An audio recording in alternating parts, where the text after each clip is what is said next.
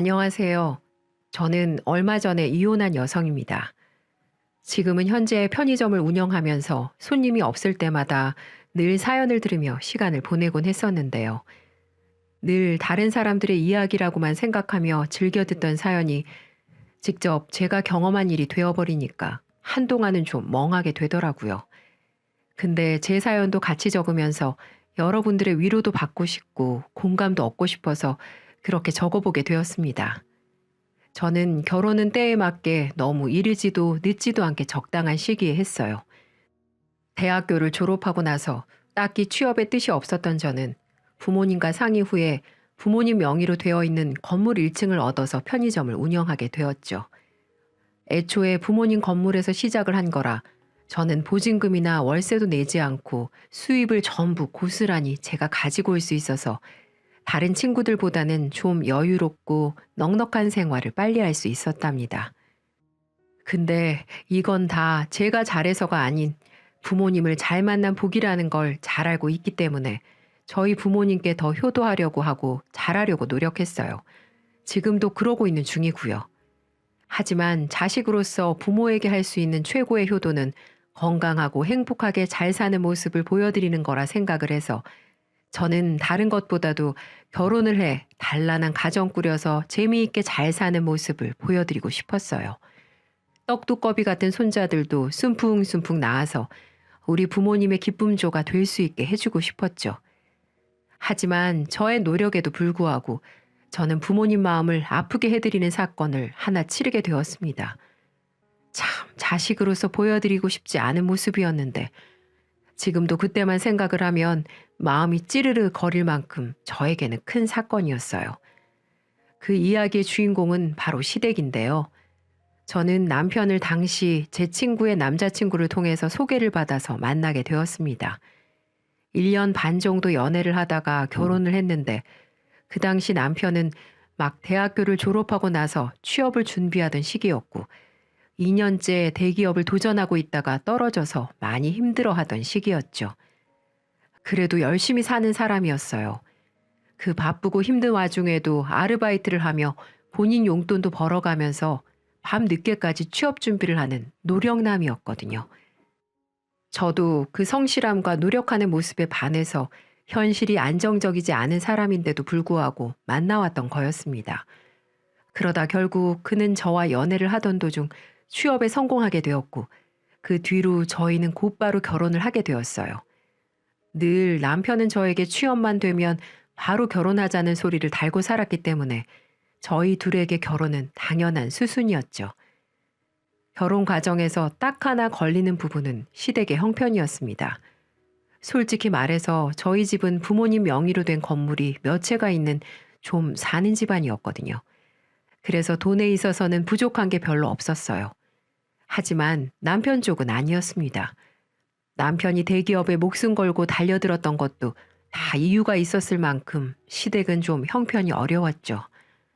시아버지는 원래 가구 공장에 다니시면서 일을 하셨는데 기계에 다리가 끼게 되는 사고로 장애 판정을 받은 이후로는 일을 하실 수가 없었어요. 그래서 시어머니가 식당을 운영하면서 겨우 먹고 사는 집안이었습니다. 하지만 장사도 잘 안 돼서 시어머니는 몇 번이나 가게 업종을 바꿀 만큼 장사 수완이 좋지 않아서 늘 쪼달리며 살고 계셨습니다. 그래서 남편은 그 가난이 싫어서 대기업으로 들어가 빨리 돈 벌고 여유롭게 살고 싶은 마음이 컸다고 했어요. 그러니 목숨을 걸고 악착같이 준비해 결국 대기업으로 들어가게 된 거죠. 물론 남편이 잘 된 건 정말 다행이었지만 어쨌든 결혼을 하기에는 양가의 재력 수준이 좀 달라서 조금 삐그덕거리는 부분이 나타났습니다. 바로 집 문제와 혼수 문제 때문이었는데요. 그 문제를 저희도 생각하지 않은 건 아니었는데 그게 상견례 자리에서부터 터질 줄은 아무도 예상하지 못했어요. 결혼 준비를 하기 전 상견례를 갖는 자리에서 양가 부모님끼리 약간의 신경전이 오고 가는 사건이 하나 있었거든요. 양가가 처음 만나는 자리는 누구나 그렇듯 떨리는 순간이었어요. 무엇보다 이제 우리가 결혼 준비를 어떻게 해나갈지 같이 상의하는 자리이기도 했기 때문에 저와 남편은 초긴장을 한 상황에서 양가 부모님을 맞이했습니다. 초반에는 순조롭게 대화가 이어지고 분위기가 괜찮게 흘러갔어요. 근데 결혼 날짜를 잡고 집과 혼수 이야기가 나오는데 그때부터 신경전이 시작되고 말았죠.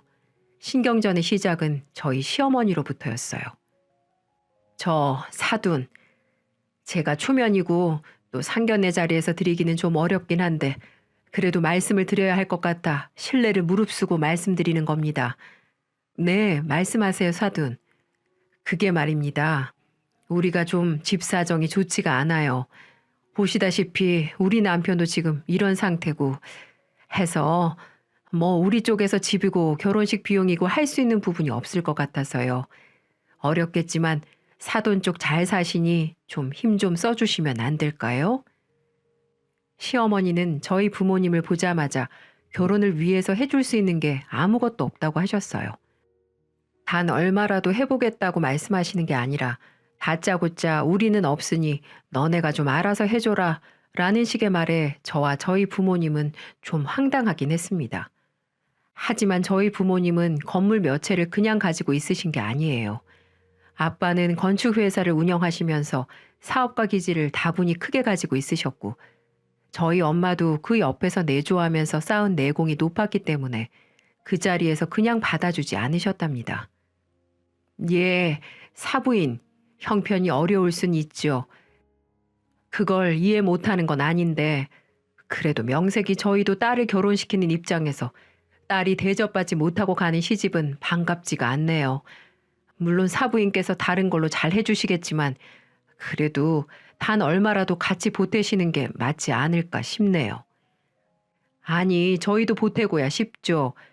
대신에 우리는 미래가 창창한 아들을 보내드리지 않습니까? 요즘 시기에 대기업 들어가는 게 얼마나 어렵습니까? 근데 우리 아들이 이번에 대기업 들어가게 되면서 이후에 벌어다 줄 돈 생각하면 결코 손해보는 결혼은 아니라고 생각하는데요. 네, 그것도 맞는 말씀이죠. 근데 사부인, 우리 딸은 지금도 이미 자기 사업체 운영하면서 지 또래보다 돈 잘 벌고 있어요. 게다가 지가 벌어내는 돈만으로도 충분히 먹고 살만 하고요. 그러니 아예 못하겠다는 말씀은 말아주시고 최대한 노력 부탁드립니다. 저희 쪽에서도 물론 최선을 다해 사위 맞이할 거고요. 아유, 그래요. 뭐 사돈 어른 말씀도 일리는 있네요.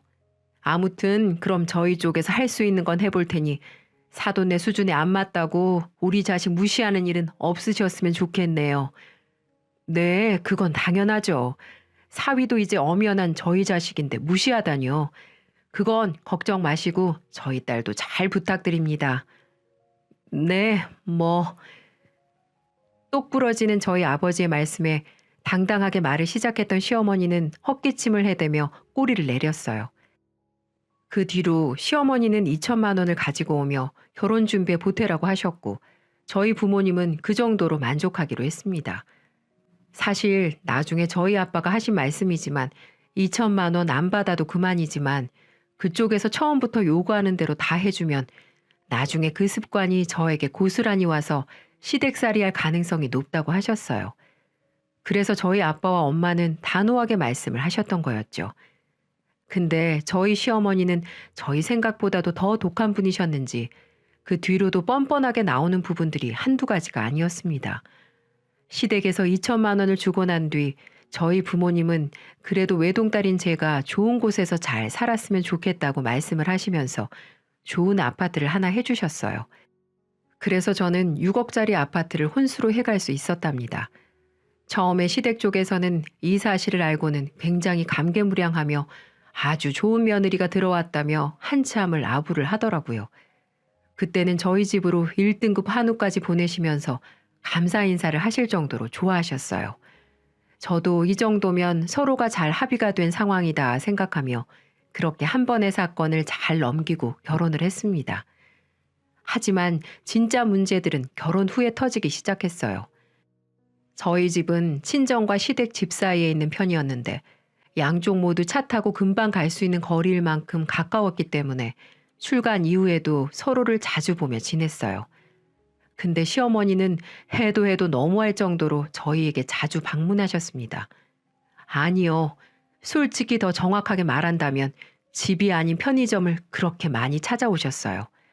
그리고 찾아오는 걸로 끝이 아니라 진짜 뻔뻔한 짓들을 많이 하셨죠. 저희 편의점에서 파는 간식이나 물건들을 계산도 하지 않고 잔뜩 가지고 가셨어요. 명목은 다른 거 없었어요. 우리 며느리가 하는 가게니 돈 안 내도 물건을 가져가도 문제없다는 생각을 하신 것 같았습니다. 처음에는 과자 몇 봉지부터 시작해서 음료수, 화장지, 칫솔 등등 필요한 물건들을 가져가기 시작했고 손님들 준다면서 껌이라든지 이것저것을 가져가셨습니다. 저는 진짜 어이가 없었지만 처음에는 그냥 드렸어요. 시부모님인데 돈 받기도 좀 그렇잖아요. 근데 이게 하루 이틀로 끝나는 게 아니라 거의 일주일에 두세 번도 넘게 가지고 가시고 심지어는 발주 넣고서 바로 받은 것들까지도 싹 가지고 가시는 바람에 장사에까지 영향이 미치는 수준이 되니까 그냥 두고 볼 수가 없겠더라고요. 그래서 또 찾아오셨길래 한 번은 용기를 내서 말씀을 드렸어요. 예, 나 왔다. 네, 어머니 오셨어요? 그래, 오늘은 뭘 가지고 가볼까나? 예, 요즘 잘 나가는 거 뭐 있니? 아주 그냥 식당에 가지고 갈 때마다 손님들이 좋아서 죽을라 그런다. 덕분에 단골 좀 늘었어. 그러셨어요? 다행이네요. 근데 어머니, 이제 저희 매장에서 물건 가지고 가시는 거 좀 자제 부탁드릴게요. 아니면 저희 이거 매일 유통기한 지나서 폐기하는 것들 있는데 그거 가지고 가셔도 되고요. 저희 알바생들 먹을 것만 좀 빼놓고 다 챙겨서 드릴 테니까 앞으로는 그걸로 가지고 가주세요. 뭐야? 아니 너 지금 이 시애미를 거지 취급하는 거냐? 나보고 지금 못 먹는 거 다 가지고 가서 처리하라는 거야? 뭐야? 왜? 이깟 거 몇 푼짜리 주는 게 그렇게 아깝든? 아까운 게 아니라요, 어머니. 저도 엄연히 그것들 판매하면서 가게 운영하는 건데 어머니께서 손님들이 사갈 것까지 다 가지고 가시니까 저희도 가게 운영이 어려워서 그래요. 아니 그럼 더 주문하면 되지. 물건이야 더 떼면 그만인걸. 너는 지금 그게 아까워서 나한테 버린 음식이나 가져다가 처먹으라는 거 아니야? 그런 게 아니라요. 저도 손해보는 장사는 할 수 없어서 드리는 말씀이에요. 그리고 인기 있는 제품들은 본사에서도 몇 개 안 보내주는데 그런 것까지 어머님이 다 가지고 가시잖아요. 그러니까 앞으로는 진열되어 있는 제품들은 그만 가지고 가주세요. 허! 내가 부잣집 며느리가 들어와가지고 덕 좀 보나 했더니만 아주 그냥 지 시애미를 산거지로 보고 있었네. 됐다. 안 가지고 가마. 시어머니는 저의 부탁에 오히려 더 화를 내며 편의점을 나가버리셨어요. 그 뒤로는 그새 저희 남편에게 다 일러 바쳤는지 퇴근도 전에 남편에게 전화가 왔더라고요. 여보, 혹시 엄마한테 편의점 물건들 그만 가지고 가시라고 했어? 아휴, 벌써 당신 귀에 들어갔어? 빠르기도 하네. 그렇게 말씀드렸어. 솔직히 너무하셨잖아. 그걸로 나도 벌어서 먹고 사는 건데 어머니 때문에 손해본 게 이만저만이 아니라고. 아니, 그래도 그렇지. 당신 시어머니가 그거 몇 개 가지고 가는 게 아까워서 그만 오시라고 해? 여보, 지금 여기에서 어머니 편 드는 거야? 당신이 생각해봐. 일주일에 두세 번씩 꼬박꼬박 하루에 가지고 가시는 물건값만 10만 원이 넘어. 편의점에서 그 정도면 물건 몇 개가 빠지는 건 줄 알아? 아침에라도 오셔서 어머님이 물건 다 빼가시는 날엔 그때부터 손님들이 와서 먹을 거 없다고 그냥 나가는 경우가 태반이야. 그런데도 가만히 있으라고? 아, 물론 편의점도 그러면 힘들겠지. 그럼 당신이 미리 좀 덜 팔리는 거 빼서 드리던가 하지. 참. 덜 팔리고 잘 팔리고가 어딨어. 원래부터가 다 팔아야 하는 물건들인데. 당신은 진짜 누구 편이니? 미안해. 알았어. 뭐 그렇다고 나한테까지 성질을 부려. 중간에서 난처한 건 나란 말이야. 일단 알았어. 이따 퇴근해서 봐. 저는 시어머니 편을 드는 남편에게 대답도 하지 않은 채 끊어버렸어요. 남편도 중간에서 난처하겠죠. 하지만 이건 누가 봐도 제가 억울한 상황이었습니다. 그 뒤로 집에 가서도 남편은 시어머니에게 다시 말씀을 잘 드려보라고 했지만 저는 싫다고 했어요. 이건 제 편의점 수익에 큰 영향을 주는 부분이었기 때문에 타협할 이유가 없었거든요. 그 뒤로도 남편은 저에게 서운했는지 한동안 저희 부부도 서먹하게 지냈어요. 그게 뭐라고 이렇게 부부 사이에 냉정까지 해야 하는 건지 저는 정말 이해가 안 되더라고요. 당연히 남편은 제 편을 들어줘야 하는 거 아닌가요? 시어머니한테 제가 못하는 것도 아니었어요. 생신 때 되면 비싸고 좋은 선물도 해드리고 시간 나면 틈틈이 여행도 보내드리고 용돈도 자주 드렸었거든요. 그 뒤로 시어머니도 저에게 서운해하셔서 한동안 찾아오지 않으셨었는데 그래도 제가 또 며느리다 보니 언제까지고 시어머니가 삐져있는 상태로 둘 수는 없잖아요. 그래서 먼저 풀기 위해 저번에 시어머니와 같이 백화점으로 쇼핑 갔을 때 예쁘다고 하셨던 가디건이 하나 있어서 예쁘게 포장까지 해서 사들고 갔습니다. 시어머니는 처음에는 탐탁지 않아 했지만 제가 곧바로 손에 선물을 쥐어드리니 언제 삐져 있었냐는 듯 다시 살갑게 말씀을 하시던 거 있죠. 지금 생각해도 어이가 없네요. 그만큼 저희 어머니는 욕심이 대단한 분이셨어요. 아이고, 내가 우리 부자 며느리 본 덕에 이런 명품 스카프도 받아보고 말이야. 성공했다, 성공했어.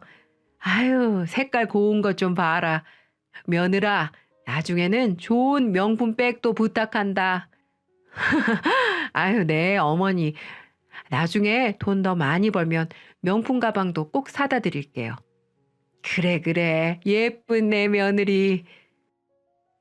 스카프 하나에 버르장머리 없는 못된 며느리에서 예쁜 내 며느리로 바뀐 저의 위치가 참 우습기도 했지만 어쨌든 그날로 서운한 건 다 풀어진 것 같아 다행이라고 생각을 했습니다.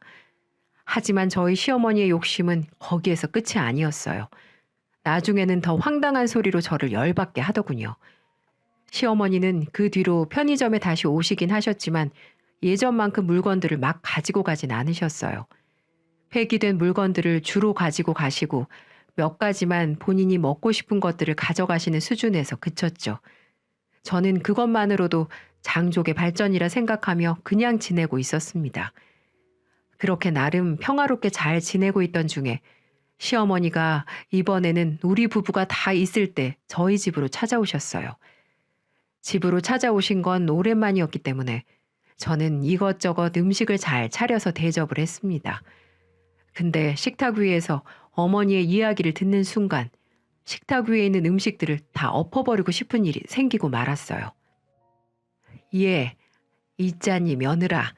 나도 너처럼 편의점을 하나 해보면 어떨까 싶어. 아니, 내가 너 하는 거 보니까 편의점 운영이 그렇게 어려운 것 같지 않아서 말이야. 지금 식당이 몇 달째 적자가 나서 아주 힘들어 죽겠다. 이참에 다시 편의점으로 개업해서 새 출발해볼까 해. 그래요, 어머니? 근데 이것도 초기 비용이 만만치가 않아요. 저야 아빠 건물로 들어간 거라 비용이 그렇게 많이 들진 않았지만 본사에 지불해야 하는 것도 크고 공사 비용부터가 만만치 않으실 거예요. 그래서 좀 알아봤는데 역시 우리 식당만 처분하기에는 역부족이겠더라고. 내가 얼추 보니 우리 집을 팔면 금액이 좀 맞을 것 같아. 원래는 너네 결혼할 때 내가 무리해서 대출만 안 받았어도 더 자금을 땡길 수 있었는데 너네 결혼시키느라 내가 힘들었잖니. 시어머니는 거기에서 결혼식 때 2천만 원 해준 것으로 호들갑을 떨며 말씀을 하시더군요. 근데 시어머니의 그 뒤의 말과 거기에 답변하는 남편의 말이 더 가관이었어요. 그래서 말인데 우리 집 처분하고 그 돈 보태서 편의점 낸 다음에 나랑 네 시아버지는 이 집으로 들어와 합가하려고 한다. 어떠냐? 그래? 그럼 당연히 우리 집으로 모셔야지 엄마. 걱정 말고 들어와요. 방도 남는데 뭐. 좋네. 나도 엄마 아빠랑 살고. 어머, 정말? 그래도 돼? 저와 어떠한 상의도 없이 갑작스럽게 시모에게 집으로 들어오라는 남편의 말을 듣고 저는 입에 있던 음식들을 그대로 다 내뿜을 뻔했어요. 게다가 거기에 좋아가지고 맞장구를 치는 시어머니를 보니 기가 차더라고요. 그래서 저는 빨리 수습을 하기 위해 말을 꺼냈습니다. 저기 어머니, 합가는 좀 무리일 것 같아요. 이가 지금 어머님을 어떻게든 도와드리고 싶어서 급하게 대답을 한 것 같은데 일단 저희 집이 그만큼 집이 넓지가 않잖아요. 작은 방 하나 있는 것도 좁아서 생활하는데 많이 불편하실 거예요. 게다가 어머니 편의점 하시는 것도 생각을 잘 하셔야 돼요. 제가 그냥 운영하는 것 같아 보여도 편의점이 신경 쓸 게 한두 가지가 아니거든요. 이거 물건 관리 제대로 못하면 바로 벌금 물고 자칫하면 운영정지 먹고서 편의점 문 닫아야 될 수도 있어요. 저는 거의 랩을 하듯 속사포로 말을 뱉어냈어요. 진짜 숨도 안 쉬고 말이에요. 그랬더니 저희 어머님은 또 거기에서 열을 내시더라고요. 야, 이게 또 나를 무시하네. 너도 하는 걸 내가 못할 거라고 생각하는 거야, 지금? 편의점 운영이 뭔데? 그게 도대체 뭐라고 훈수를 둬? 그리고 지금 우리가 여기 들어오는 게 못마땅한 거냐? 어? 어머니, 왜 또 말씀을 그렇게 하세요? 어머님께 훈수 두는 게 아니라 현실적으로 조언해 드리는 거고요. 저희 집으로 들어오시면 불편한 게 당연한 거잖아요. 저도 아무런 마음의 준비도 없이 시부모님 모시는 거 솔직히 불편하고요. 저는 이번에도 다짜고짜 화를 내는 시어머니에게 제 속마음을 그대로 전달해 버렸어요. 솔직히 시부모님하고 같이 사는 게 불편한 건 사실이었거든요. 근데 진짜 어이없는 건 여기에서도 제 편을 들어야 할 남편 놈이 이번에도 시어머니 편을 들었다는 겁니다. 이 여자가 야, 이 건방진 년아. 너 자꾸 시어머니한테 말본새 그따위로 할래? 시어머니가 새 출발하고 싶다고 어렵게 말씀하시는데 거기에 도와드리지는 못할 망정 우리 부모님 모시는 게 불편해? 이 남편 놈은 심지어 욕까지 섞어가며 시어머니가 있는 앞에서 저에게 면박을 주더군요. 거기에서는 저도 더 참을 이유가 없었어요. 저희 시어머니는 남편의 언행을 보고 나무라는 것이 아니라 오히려 꽃이다는 표정으로 저를 보고 계시더군요. 거기에서 저는 더 화가 나 일부러 더 시어머니 앞에서 같이 욕을 해버렸습니다. 이 거지 같은 놈이 어디다 대고 욕이야? 그럼 너는 우리 부모님 모실 수 있어? 지는 우리 친정집에 찾아가는 것도 싫어하면서. 그리고 너는 우리 부모님 도와줘 봤어? 까놓고 말해서 너 따위가 우리 부모님 도울 것도 없겠지만 하다못해 너 우리 부모님 생신이나 기념일에 뭐 제대로 챙겨보기나 했어?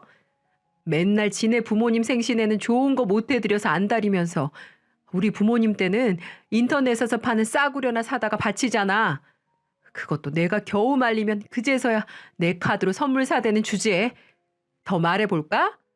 돈을 벌어도 내가 더 많이 벌어오고 생활비를 보태도 내가 더 많이 보태는데 네가 뭔데 니네 엄마 도와주라 말아야? 남편은 속사포 같은 저의 말에 적잖이 열이 받았는지 뒷목을 잡고 쓰러지는 신용을 해댔습니다. 가짠더라고요. 그 옆에서 시어머니는 제 이야기를 들으면서 얼굴이 붉어지면서 엄청 열을 받아 하는 게 보였죠. 근데 저는 참지 않았어요. 솔직히 그동안 쌓인 게 진짜 많았거든요. 남편이란 놈은 지네 부모님이나 위할 줄 알지 저나 저의 부모님께는 늘 성의가 없었어요. 그것도 마음에 안 들었는데 이번 사건까지 터지고 나니까 저의 서운함은 겉으로 터져버리고 말았습니다. 한 번 터지니까 이게 계속 말이 나오더라고요. 그래서 앞에 계신 시어머니에게도 더 말을 보탰어요. 어머니, 진짜 죄송한데요. 편의점 일이 밖에서는 쉬워 보여도 안으로 들어가면 절대 그렇지 않아요. 젊은 사람도 하기가 쉽지 않은데 50 넘은 어머님은 얼마나 더 힘드시겠어요. 그러지 말고 지금 운영하시는 식당을 잘 살려볼 궁리를 하시거나 다른 업종을 찾아보세요. 그리고 다시 한번 말씀드리지만 저는 합가는 못해요. 지금도 이렇게 퍽 하면 어머님이랑 싸워대는데 같이 살면 얼마나 더 서로가 힘들겠어요. 그래서 저는 합가는 못하겠어요. 정말 죄송합니다, 어머니. 이 고의한 것 피도 눈물도 없는 년 같으니라고. 시어머니는 그대로 저에게 욕을 한 바가지 하고는 집을 나가셨어요. 남편도 열이 받았는지 그대로 안방으로 문을 쾅 닫고는 들어가 버렸죠. 저도 속상하고 힘들어서 그날 밤 하루 종일 식탁에 엎드려 얼마나 울었는지 모릅니다. 근데 사실 제가 우리 아버지 피를 물려받았는데 그냥 피만 물려받았겠어요? 저는 누가 봐도 우리 아빠 딸이라고 할 만큼 사업가 기질이 컸습니다. 그냥 보면 이건 될 거다, 안 될 거다라는 게 탁 하면 보일 만큼 사업 수완이나 땅, 건물 보는 눈이 탁월했거든요. 하지만 우리 시어머니는 성격 자체가 허술한 사람이었어요. 그래서 꼼꼼함이 중요한 편의점 일을 절대 할 수 있는 분이 아니셨죠. 그래서 제가 더 말린 것도 있었거든요. 근데 그 속도 모르고 이렇게 저만 나쁜 인간으로 몰아세우는 그들에게 정말 서운했습니다. 근데 저의 진심 어린 조언과 성질에도 그들은 정신을 못 차린 듯 했어요. 남편과 시댁과의 냉전이 이어지고 있는 사이 저는 어느 날 퇴근을 하고 집에 들어갔다가 완전히 까무러칠 뻔했습니다. 그 일이 있고 며칠 뒤 편의점을 닫고 집으로 갔는데 온 집안이 시댁 물건들로 채워져 있었습니다. 그리고 거실에 대자로 누워서 시부와 시모가 TV를 보고 있었어요. 너무 황당했습니다. 아무리 시부모님들이라고 하더라도 여긴 내가 사는 공간인데 내 허락도 없이 모든 짐을 싸들고 저희 집으로 왔다는 게 열이 받기 시작하더군요. 알고 보니 이 모든 말도 안 된 상황에는 남편 놈이 자리하고 있었습니다. 어머님, 아버님, 여기는 어떻게 들어오셨어요? 이 짐들은 다 뭐고요? 당신, 어머님, 아버님 여기 들어오는 거 알고 있었어? 알면서 뭘 물어? 당연히 알고 있지. 이제 부모님도 들어오셨으니까 당신은 제발 그 성질머리 고치고 부모님께 깍듯하게 하면서 잘 모시고 살 생각해. 뭐라는 거야, 이 인간이? 어머님, 아버님, 진짜 너무하시네요. 제가 안 된다고, 같이 사는 건 어렵다고 말씀드렸잖아요. 저는 시어머니와 옆에서 아무것도 모르는 척 앉아 계시는 시아버지에게 화를 냈어요. 그랬더니 우리 시어머니는 아무런 죄책감도 없이 또 생각 없이 말을 하시던 거 있죠. 이 고의한 것? 야, 내가 내 아들 집에 들어온 건데 왜 네가 안 된다고 난리야? 이미 우리 집 내놨으니까 너도 포기하고 그냥 살아. 아주 그냥 저 고의한 성질머리는 누구한테 배운 건지. 저는 막무가내로 억지를 부리는 어머니를 보며 더 이상 이들은 말이 안 통한다는 걸 알게 되었습니다. 그래서 그 길로 어떻게든 이 말도 안 되는 상황을 모면하기 위해 제 나름대로 머리를 굴리기 시작했어요. 그리고 이에는 이, 눈에는 눈이라는 마음을 갖고 저도 똑같이 시댁 식구들에게 참 교육을 해주기로 했습니다. 그래서 저는 그들에게 마지못해 받아들이는 척 며칠 동안 연기를 했고 며칠 뒤에 곧바로 작전을 펼치기로 했습니다. 사건 당일 저녁 때가 됐을 무렵 남편과 시부모님들에게 말을 꺼냈습니다. 여보, 오늘은 내가 몸이 좀 안 좋아서 어머님, 아버님 밥 차려드리기가 좀 어렵네. 몸이 안 좋다고 하니 엄마가 죽 사들고 온다고 하고 우리 엄마 오랜만에 오시는데 당신은 그렇다 쳐도 어머님, 아버님 마주치기 좀 그렇잖아. 그러니 오늘은 당신이 모시고 식사도 대접해드리고 바람 좀 쐬고 와. 어머님, 아버님 죄송하지만 일이랑 나가셔서 오늘은 맛있는 걸로 외식하시고 들어오세요. 비싼 거 드셔도 되니까 오늘은 평소에 드시고 싶으셨던 걸로 마음껏 회포 풀고 오세요. 어머, 네가 웬일이니? 이제야 정신이 좀 차려지나 보다. 그래, 알았다. 당신 진짜 우리끼리 나가도 괜찮겠어? 암튼 당신이 그러라니까 이따가 장모님 가시면 전화해. 그때 들어갈 거니까. 시부모님과 남편은 신이 난 채로 그대로 나갔습니다. 그리고 저는 그들이 나가자마자 다시는 이 집에 발을 들이지 못하도록 제가 계획한 모든 일들을 하나 둘 처리해 나갔어요. 저는 그들이 차를 타고 동네를 떠나자마자 곧바로 미리 예약해둔 이삿짐 업체를 불렀습니다. 그리고 시부모님 물건들 하나도 빠짐없이 트럭에 싣기 시작했어요. 그리고 거기에다 남편 물건들, 컴퓨터 책상, 양말 한 짝까지도 빠뜨리지 않고 쓸어 담아 짐을 실어버렸어요. 그 이유는 도저히 남편의 독단적인 행동을 보고 제 인생을 이 사람한테 낭비하고 싶지 않았기 때문이었죠. 바로 이혼을 결심하면서 말이죠. 그리고는 시댁 주소로 이삿짐을 보내버렸습니다.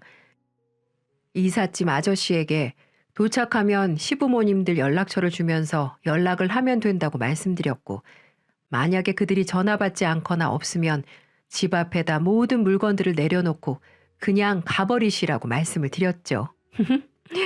그래도 모든 책임은 제가 진다면서 말이죠. 그리고 시댁 식구들이 다시는 집에 들어오지 못하도록 비밀번호도 다 바꿔버리고 문도 열어주지 않았습니다. 역시나 그들은 외식을 마치고 집에 들어오자마자 문이 열리지 않는 것을 보고 저에게 전화를 했더라고요. 여보, 비밀번호 바꿨어? 문이 안 열리네.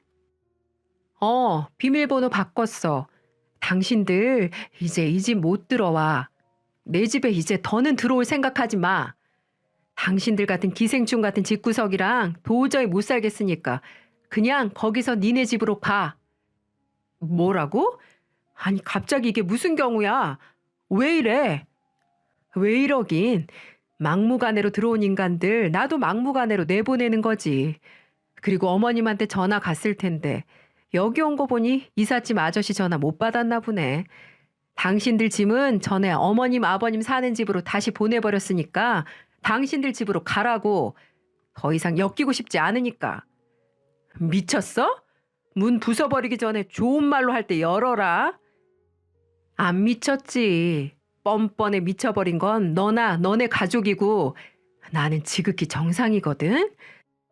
그리고 부숴봐. 여기 내 집이거든. 당장 경찰 부를 거니까 썩 꺼져.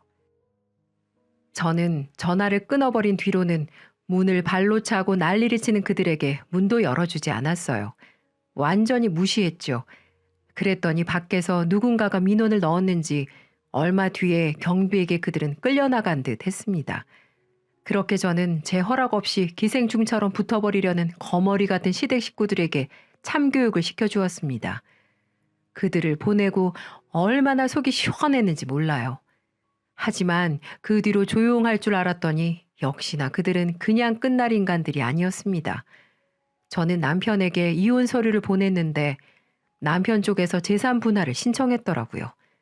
결혼할 때 2천만 원을 보탰다는 게 이유였습니다. 근데 저는 당연히 꿀릴 게 없으니 같이 소송을 했죠.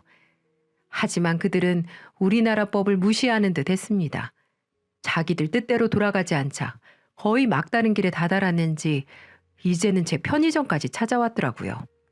시모와 전 남편은 제 편의점으로 찾아와 행패를 부려대기 시작했습니다. 이 도둑년아, 우리 2천만 원 돌려놔. 당장 돈 내놓으라고. 어디서 다 처먹으려고 수작을 부려? 어이가 없어서. 그럼 어머니도 그동안 제가 사드린 명품들이랑 용돈들 다 내놓으세요. 다 뱉어놓고 가시라고요. 당신 진짜 미쳤어? 지지 않고 화를 내는 저에게 둘은 합세하여 저에게 달려들었고 결국 시어머니는 저의 머리채까지 잡아끄는 지경에 이르렀습니다. 갑작스런 상황에서 저는 속수무책으로 시어머니에게 끌려다니고 있는데 그때 저의 구세주가 나타났어요.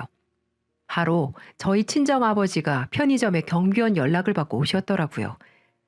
당신들 이게 뭐 하는 짓이야? 저희 아빠는 제가 머리채가 잡혀 끌려다니는 상황을 보자마자 그들에게 호통을 쳤고 놀란 시어머니와 남편은 잠깐 움찔하더니 자존심 때문에 그만할 수 없었는지 그 뒤로는 저희 편의점 물건들을 죄다 던지기 시작했어요. 하지만 그걸 보고 가만히 있을 저희 아빠도 아니었죠. 아빠는 그들을 지켜보더니 이내 어딘가로 전화를 하셨어요. 조금 뒤에 5분도 안 돼서 누군가가 들이닥쳤고 그 정체는 바로 경찰이었습니다. 경찰들은 곧바로 행패를 부리고 있는 그 둘을 잡아 끌었어요. 그리고 저희 아버지가 거기에다 대고 호통을 다시 한번 치셨죠. 썩 꺼져 이것들아. 다시 한 번만 내 딸한테 찾아오면 죽을 줄 알아. 가만 안 둬 내가. 아! 이건 놔! 놓으라고! 그들은 그렇게 경찰들에게 질질 끌려가며 하찮은 모습으로 가게에서 쫓겨나게 되었고 아버지의 험악한 소리에 2번 다시 찾아오지 못했습니다. 그리고 저는 저를 폭행한 것과 저희 편의점을 쑥대밭으로 만들어 놓은 모든 증거들을 찍고 경찰에 정식으로 고소해 버렸습니다. 이 사건 때문에 저는 확실하게 이혼을 좀 더 빨리 끝낼 수 있었고, 그들은 제게 거의 한 푼도 받지 못하고 이혼을 당하게 됐고, 저를 폭행한 죄로 벌금까지 물게 되었습니다. 바보 같은 인간들이었죠. 얼마나 속이 시원하던지. 그렇게 제 결혼 생활은 마무리가 되었습니다. 한번 이혼을 겪고 나니 시원하긴 하지만 이 씁쓸한 경험은 두 번 다시 하고 싶지가 않네요. 지긋지긋한 그들도 다시는 보고 싶지 않고요. 한 번은 그 시어머니라는 사람이 낯짝 두껍게 또 제 편의점에 찾아왔더군요.